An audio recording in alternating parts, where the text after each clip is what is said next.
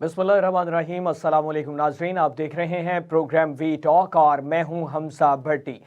नाज़रीन, इंतखाबात के नताइज के बाद हुकूमत साजी के अवामिल के लिए मुनफरद और डिफरेंट सियासत सामने आ रही है, जिसमें सियासी जमातें माजी में एक दूसरे के मद्दे मुकाबिल रहीं और एक दूसरे के जो ऊपर लफ्जी गोलाबारी जो है वो जारी रही। आज वही सियासी जमातें वापस मिलती हुई दिखाई दे रही हैं। जिस पर बात करूं, मौलाना फजलुर रहमान साहब से पाकिस्तान तहरीक इंसाफ ने रब्ता किया है और वफ्द जो है वो मौलाना फजलुर रहमान से मिलने के लिए रवाना हो चुका है। दूसरी जानिब आपको बताता चलूं कि चौधरी शुजात हुसैन और चौधरी सालिक हुसैन साहब ने अडियाला जेल में जो सदर हैं पाकिस्तान तहरीक इंसाफ के परवेज़ इलाही साहब, उनसे मुलाकात की है और ज़राए का बताना है कि उनको वापस काफ लीग में शमूलियत के लिए दावत देने का कहा गया है। और इसी के साथ साथ आपको बताऊं कि पंजाब में मुस्लिम लीग नून जो है उसने नंबर गेन मुकम्मल करने का दावा कर दिया है। कायदेवान पंजाब के लिए 186 अरकान जो हैं वो दरकार हैं और मुस्लिम लीग नून की जानिब से कहा जा रहा है कि 190 की गिनती मुकम्मल कर ली गई है और इसमें खातीन और अकलियती नशिस्तों के साथ 37 नशिस्तें मिलने का मुस्लिम लीग नून को इम्कान है।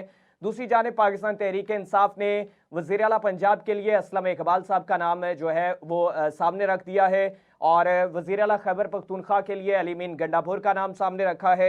वज़ीर आला बलोचिस्तान के लिए सालार खान काकड़ का नाम यहाँ पे पाकिस्तान तहरीक इंसाफ की जानिब से रख दिया गया है और इसमें खैबर पख्तूनख्वा असम्बली जो है उसके स्पीकर के लिए असद कैसर साहब के भाई हैं, उनका नाम सामने आ रहा है।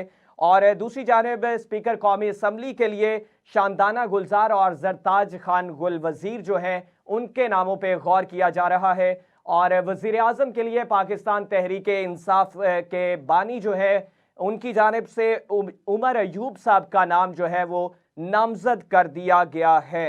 इन तमाम तर तफसीलात के हवाले से हमारे साथ एक्सपर्ट पैनल हमारा मौजूद है। वारिस रजा साहब, वेलकम आपको, और रजा सैयद साहब आपको भी वेलकम। राजा रजाक साहब ने आज हमें ज्वाइन किया है, आपको भी वेलकम करता हूं। रजा सैयद साहब, आपसे आगाज करना चाहूँगा।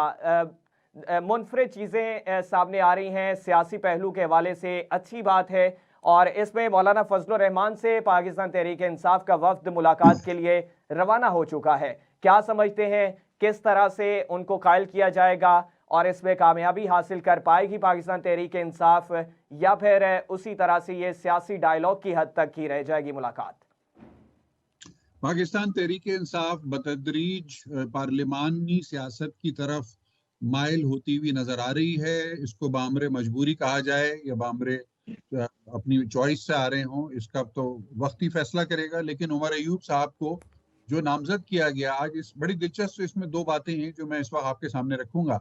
एक तो ये कि उमर अयूब साहब का नाम एन से शुरू होता है और पाकिस्तान तहरीक इंसाफ के बारे में ये बात बहुत आम है, एन से आम है कि उनको शायद किसी ने ये बता रखा है, जो उनके सरबराह हैं पार्टी के बानी, कि ऐसे ही लोगों को अपने करीब रखा जाए ताकतवर पोजीशंस के ऊपर के जिनका नाम एन से आता हो। इमरान इस्माइल से लेकर आरिफ अलवी तक और अली जैदी से लेकर अली अमीन गंडापुर तक और उस्मान बुज़दार से लेकर अब उमर अयूब तक, हमें ये एन का सफर जो है ये बहुत ही मुस्तकिल मिजाजी से चलता हुआ नजर आ रहा है। लेकिन उमर अयूब खान साहब के लिए एक और बात बहुत काबिल जिक्र है और मैं समझता हूँ कि पार्लिमानी सियासत और जमहूरियत पर यकीन रखने वालों के लिए बहुत अहम नुक्ता है कि उमर अयूब साहब एक तो पाकिस्तान में पाकिस्तान तहरीक इंसाफ का नारा ये रहा है कि वो मरूसी सियासत को अच्छा नहीं समझते और मरूसी सियासत के खिलाफ हैं।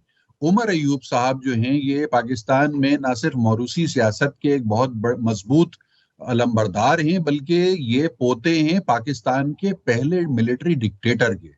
तो इस हिसाब से ना सिर्फ ये मौरूसी सियासतदान हैं, बल्कि इनकी मौरूसियत की जो इब्तिदा है वो बहुत ही नाखुशगवार है और पाकिस्तान में जमहूरियत का कत्लेआम इनके दादा के हाथों हुआ पहली मर्तबा और उसके बाद फिर हमने कभी मुड़ के नहीं देखा पीछे।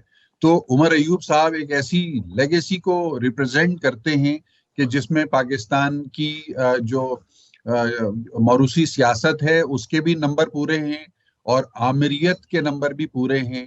मुझे हैरत है कि इनको किस तरह से प्राइम मिनिस्टीरियल कैंडिडेट बनाए। ठीक है, अंग्रेजी अच्छी बोल लेते हैं, इसमें कोई शक नहीं है, इस बात से मैं इत्तफाक करता हूँ कि अंग्रेजी वगैरह बोलने में अच्छे हैं, बैरून मुल्क उनका काफी एक अच्छा इसका तासुर जा सकता है, और उनको अब आगे कैंपेन भी अपनी जो है वो अमेरिका ही की तरफ चलाने का इरादे नजर आते हैं, क्योंकि अमेरिका से मदद मांग ली गई है खुलकर। वही अमेरिका जिसके बारे में कहा जाता था कि इन्होंने रेजिम चेंज की है, अब पता नहीं या तो अमेरिका ने अपनी पॉलिसी बदल ली है या अमेरिका के बारे में तहरीक इंसाफ के ख्यालात तब्दील हो गए हैं। कल तो ऐलान ये कहा गया कि अमेरिका जो है वो नजर रखे और यकीनी बनाए इस बात को कि यहाँ पर तहरीक इंसाफ के साथ ज्यादती ना हो, धांधली ना हो। तो बहरहाल बहुत देर की मेहरबा आते आते वापस आमिरियत की तरफ भी रुजू कर लिया, अमेरिका की तरफ भी रुजू कर लिया और ऐन की तरफ भी रुजू कर लिया।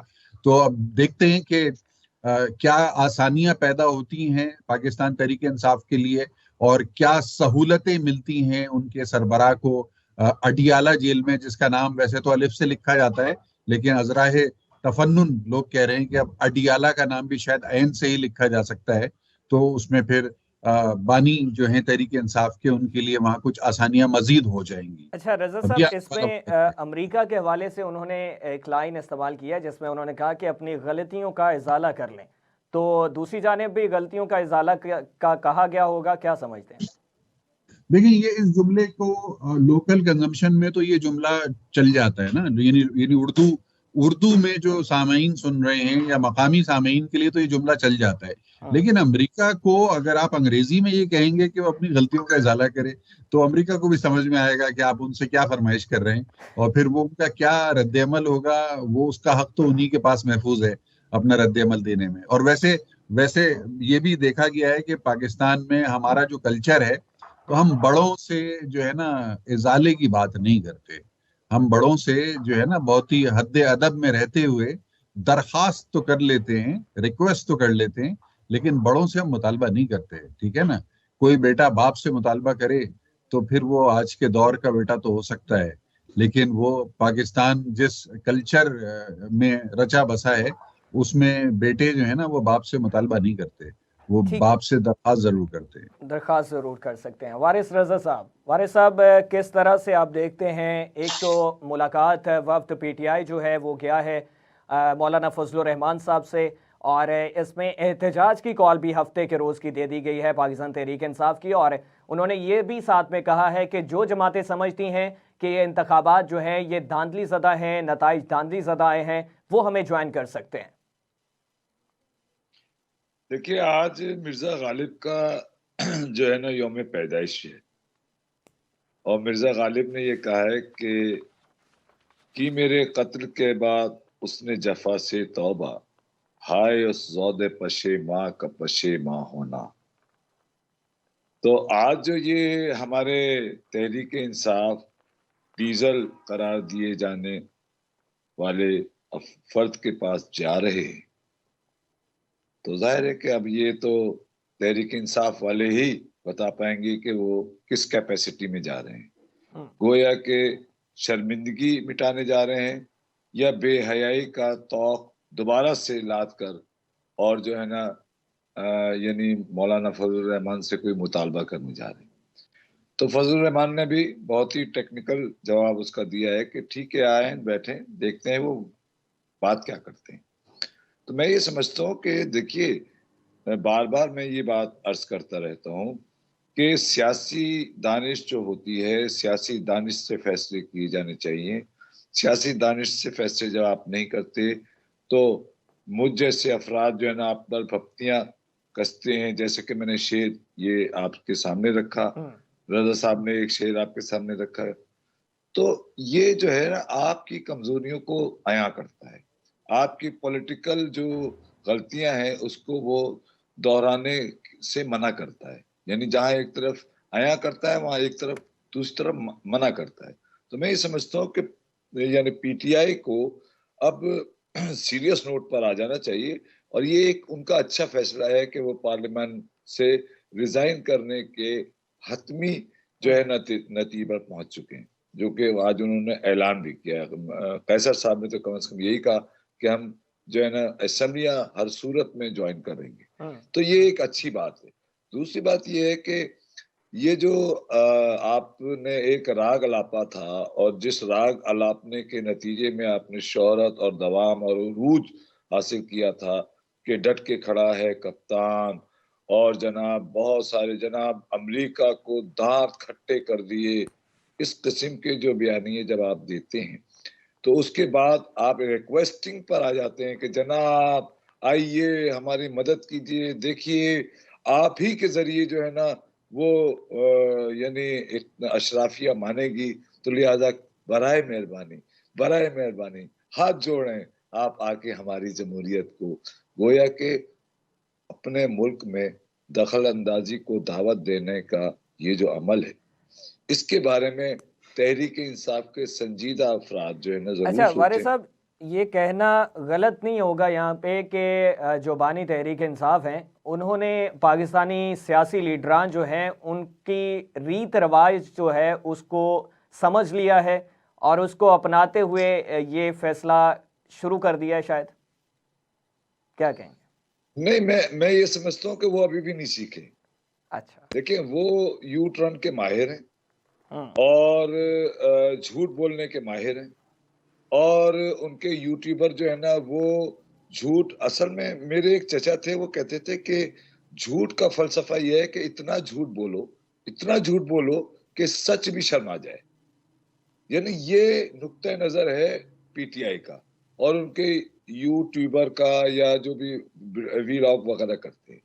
तो मैं ये समझता हूँ कि उन्होंने कतई तौर से कोई संजीदगी इख्तियार नहीं की, वक्ती तौर से उन्होंने लोगों को दिखाने के लिए और अपना पोस्चर जो है ना वो इस्टेब्लिशमेंट को, देखिए आपको इख्तिदार लेना है इस्टेब्लिशमेंट से, ये एक ऐसी हकीकत है, एक ऐसी नंगी हकीकत है कि जिससे आप जान नहीं छुड़ा सकते।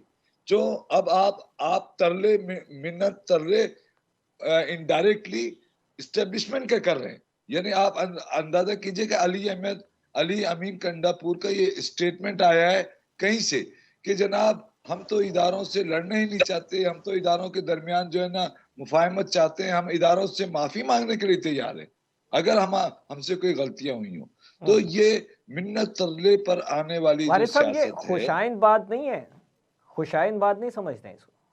नहीं बिल्कुल खुशाइन बात है, आप बिल्कुल ठीक कह रहे हैं, मैं इसको गलत नहीं कह रहा, ये एक पॉजिटिव बात है। लेकिन बात ये है कि ये इस नतीजे तक, इस हद तक आप पहुंचे क्यों? इसका मतलब कि आपने अपनी गलती जो है वो उसका इजाला करना चाहते हैं ना, गलती की क्यों? तो ये तो सियासी दानिश ना हुई ना हमजा। ठीक है, ठीक है वारिस साहब। रज़ाक साहब, राजा साहब किस तरह से देखते हैं ये दोबारा से जो है वो मुलाकातों का सिलसिला हुकूमत साजी के अवामिल के लिए पाकिस्तान तहरीक इंसाफ मौलाना फजलुर रहमान साहब से और चौधरी बरादरान जो हैं उनकी भी मुलाकात हुई है और उसमें भी जो मामलात बेहतरी के हवाले से जो है खबरें आ रही हैं, क्या कहेंगे? बहुत शुक्रिया हमजा, और बड़ा अच्छा लगा वारिस साहब से भी आज मुलाकात काफ़ी दिनों के बाद हुई, और रजा सैयद साहब से भी। और इन कुछ दिनों में बहुत कुछ पाकिस्तान में चेंज हो गया। देखिए हमारे एक दोस्त हैं रवि दादा साहब, बड़े अच्छे जर्नलिस्ट हैं, वीलॉगर हैं। उनका एक जुमला है, वो कहते हैं कि जब तक ये अपनी कही हुई हर बात या थूका हुआ चाट नहीं लेते तब तक इनको मौत नहीं आएगी। आप देखें कि मौलाना साहब जिनके खिलाफ इन्होंने किस तरह की जबान इस्तेमाल की और हर वक्त करते रहे हैं, और आज जो है वो उनके पास चले गए हैं। और फिर आज ही खबर आ रही है जो मीडिया पे चल रही है कि पीटीआई जो है वो जरदारी साहब से बात करने के लिए भी राजी हो गए हैं। सर उसकी तो तरदीद कर दी जरा थोड़ा तरदीद तो अभी तक हमारे सामने तो खैर वो तरदीद नहीं आई, बट इन एनी केस बात यह है जी कि अगर जरदारी साहब नून के साथ इत्तेहाद करें तो वो चोर है।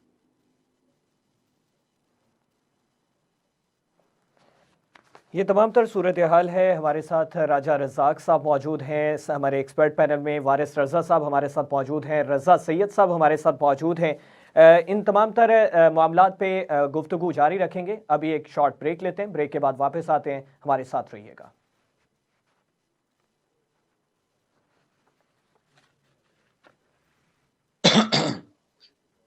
जी जी। तो ये जी बड़ा सर जबरदस्त हाँ सूरत हाल बन। जी जी राजा साहब अच्छा कंटिन्यू इसमें कर लें, मुकम्मल कर लें बात। हाँ जी मैं ये कह रहा था कि अगर जरदारी साहब जो है वो नून के साथ इत्तेहाद करें तो जो पीटीआई वाले हैं वो शोर मचा देते हैं, जैसे कि देखें जी कि चोर इकट्ठे हो गए हैं।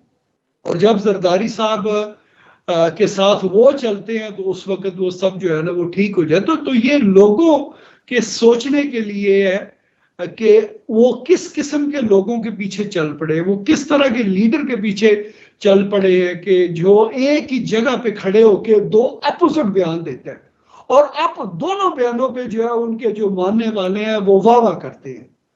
तो ये लम्हा फिक्री है कि हमारी जो यूथ है, हमारी जो कौम है उसको जो है इस शख्स ने किस लाइन पे लगा दी है कि वो एक बाकी जिसको कहते हैं ना कि राजा एक साहब कल्ट थोड़ा सा माजी फॉलोइंग। में अगर चले जाएं तो पाकिस्तान पीपल्स पार्टी और पाकिस्तान मुस्लिम लीग नवाज, मैं नाम लिए बगैर कहूँगा कि सड़कों पे घसीटना, पेट से फाड़ के पैसे निकालना, ये भी सामने आया।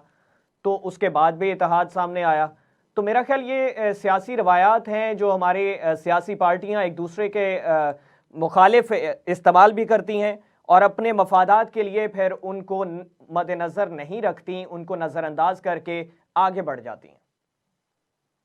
नहीं, बात आपकी बिल्कुल ठीक है, मगर न्याजी साहब कहते हैं कि मैं इनसे मुख्तलिफ हूं, ये लोग ऐसे हैं, मैं जो है ना जरा हटके हूं इनसे, ना मैं करप्शन करता हूं, ना मैं झूठ बोलता हूं, ना मैं जो है वो इस तरह के जो है ना वो काम करता हूं। अगर उन्होंने वही काम करने थे जो दूसरी पार्टियां कर रही हैं तो फिर उनमें और न्याजी साहब में जो है वो फर्क नहीं है। ये हम उसको अप्रिशिएट करते हैं कि ये अच्छी बात है, ऐसा ही होना चाहिए कि एक दूसरे के साथ मिलजुल के चलना चाहिए। ये जो हम एक्सट्रीम पे चले गए हैं नफरत में एक दूसरे के, ये नहीं होना चाहिए। जो सियासतदान है उनको दरवाजे एक दूसरे के लिए खुले रखने चाहिए। अब जैसे अभी कंपेन में आपने देखा कि बिलावल भुट्टो जो है वो उन्होंने मुस्लिम लीग पे तनकीद की और लोग उन पे तनकीद कर रहे हैं। तो मैं आलो के लाइक जिस पार्टी से लाइक मैं सिंपथाइज करता हूँ, मैं उनको कहता हूँ कि भाई पीपल्स पार्टी ने अपनी सियासत करनी है।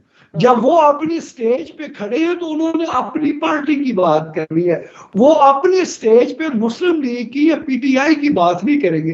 तो ठीक है, ये बयानात जो है वो होते हैं, लेकिन आखिर पे राजा साहब इसमें एक चीज काबिले गौर है कि अगर पाकिस्तान तहरीक इंसाफ चाहती तो पीपल्स पार्टी के साथ इत्तेहाद करके हुकूमत बना सकती थी, पंजाब में भी हुकूमत बना सकती थी, विफाक में भी हुकूमत बना सकती थी, लेकिन उन्होंने हुकूमत बनाने को तरजीह नहीं दी।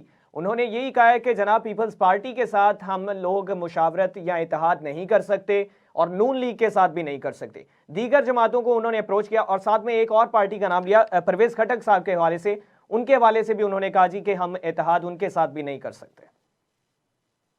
बहरहाल वो जो कहते हैं फिर दूसरे दिन जो है ना उससे वो यू टर्न भी ले जाते हैं। उनको अगर मुमकिन होता तो वो जरूर करते। मगर एक चीज जो है ना, देखे इसमें दो चीजें जो बड़ी अच्छी हुई हैं। एक तो जरदारी साहब ने क्रीज से थोड़ा बाहर निकल के खेला है और कोशिश की है कि पीटीआई वाले उसको कैसे जो है वो लेते हैं। तो पीटीआई वालों ने उसको अप्रिशिएट किया जी कि हम जो है वो पीपी के साथ भी चलने के लिए तैयार है। आप अंदाजा करें, मैं समझता हूँ कि सबसे बेस्ट मूव जो है वो मौलाना साहब ने खेली है कि मैं जो है ना वो धांधली के खिलाफ एहतजाज करूंगा। ये अच्छी बात है कि किसी से बॉल छीन के अपनी तरफ बॉल को जो है ना वो ले जाना, ये खूबसूरती है कि मौलाना साहब ने इससे पहले कि पीटीआई कहती कि हमने एहतजाज कर रहे हैं, हमने जो है ना ये चीजें कर रही है, तो इस तरह मौलाना साहब आगे बढ़ गए हैं कि भाई आप तुम करोगे तो फिर मेरे को। तो ये एक अच्छा जो है ना उनका मूव था। आई थिंक ये बड़ी खूबसूरती के साथ सारे लोग इस वक्त जो है वो सियासत कर रहे हैं और at the end of the day हम उम्मीद करते हैं कि इसमें इंशाल्लाह ताला बेहतरी आएगी। जो सियासतदानों में माजी की गलतियां इंक्लूडिंग पीटीआई वो इससे शायद दुरुस्त करेंगे। रजा सैयद साहब, रजा साहब आपसे जानना चाहूंगा कि पंजाब के वज़ीर आला के हवाले से नाम सामने आया और एक चीज़ यहाँ पे काबिल गौर है, सदर पाकिस्तान तहरीक इंसाफ साबिक वज़ीर आला पंजाब परवेज़ इलाही साहब का अभी तक किसी भी हवाले से नाम जो है वो काबिल गौर नहीं आया, ना तो कोई ख़बरों में, ना कहीं पे जो है वो प्रेस कॉन्फ्रेंस में या गैर रस्मी गुफ्तगू में।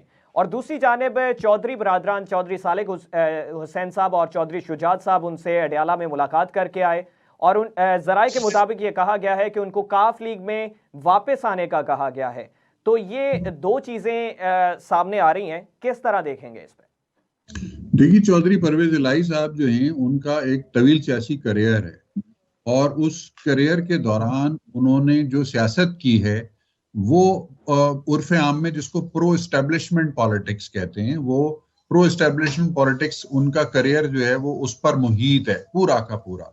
कोई ऐसा मरहला उनकी सियासत में नहीं आया जिसमें उन्होंने जाहिरी तौर पर एस्टेब्लिशमेंट के बरखिलाफ किसी किस्म की कोई पॉलिटिकल फैसला किया हो या कोई पॉलिटिकल साइड ली हो।